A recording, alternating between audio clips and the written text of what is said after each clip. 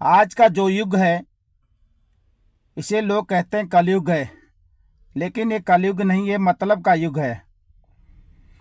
एक बार किसी गांव में एक बुजुर्ग व्यक्ति था जिसकी मृत्यु हो गई। मृत्यु होने के बाद उसके परिवार वालों ने, उसके लड़कों ने उसे शमशान ले जाने की तैयारी करी। और जैसे ही उन्होंने तैयारी करी और अर्थी को उठाने लगे, तब तक एक व्यक्ति आया और कहने लगा, इन्होंने मुझसे 2 लाख रुपए कर्जा ले रखा है, पहले मेरा कर्जा चुकाओ, उसके बाद इनको ले जाना। तो सारे गांव वाले एक साथ उसका मुंह देखने लग गए और सब आपस में ही गुपचुप करने लगे। उसके बाद उसके 2 लड़के थे, दोनों लड़के पहले तो चुप रहे। उसके बाद उन्होंने कहा, जिसने कर्जा लिया था वो तो इस दुनिया से चला गया, हम तो आपका कर्जा नहीं दे सकते हैं। तो गांव वालों ने आपस में खुसर बुसर करने लगे, कितने बेशर्म हैं ये लोग जो अपने बाप का कर्जा भी नहीं उतार सकते हैं। तो वो व्यक्ति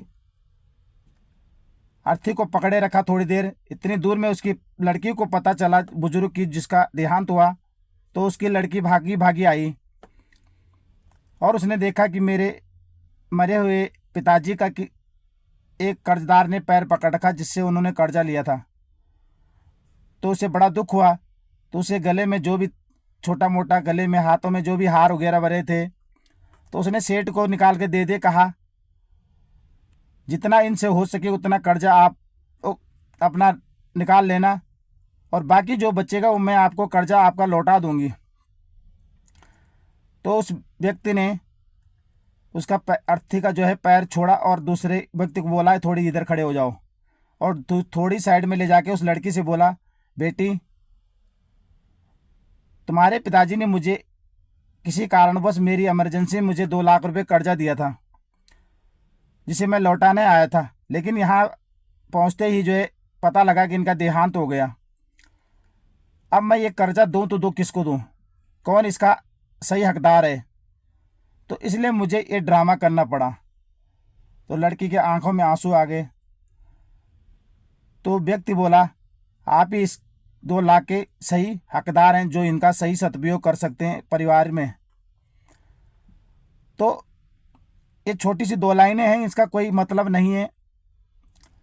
इसका एक ही मतलब है कि आज भी जो है लड़कियां चाहे कहीं भी हो, ससुराल में हो चाहे कहीं भी हो, माँ बाप की सबसे ज़्यादा देखभाल और उनकी केयर वही करती हैं।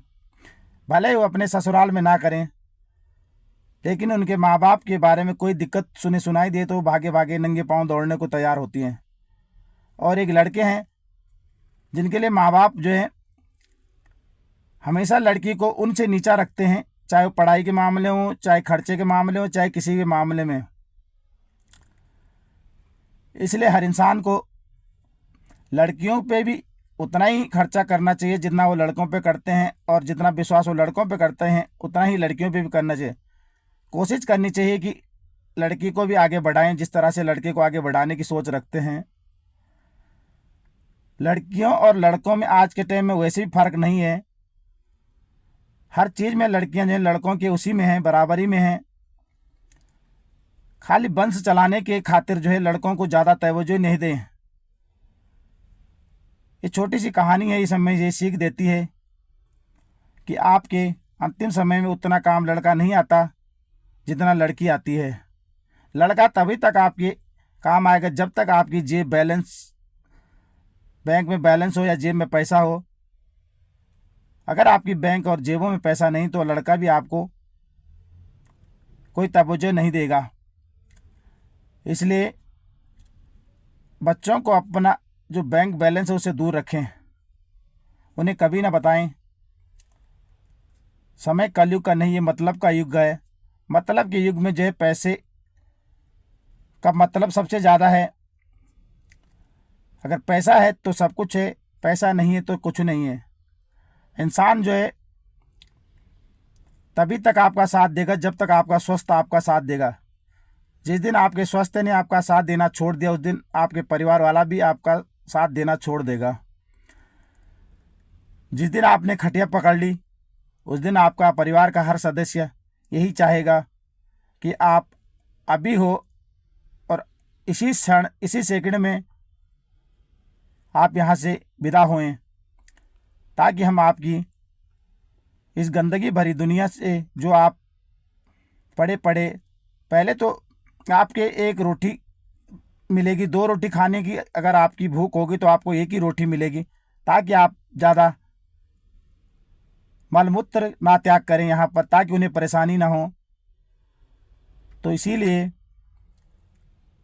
जितनी तवज्जो लड़के को देते हो उतनी ही लड़कियों को दो। यही छोटी सी लाइन का सारांश है।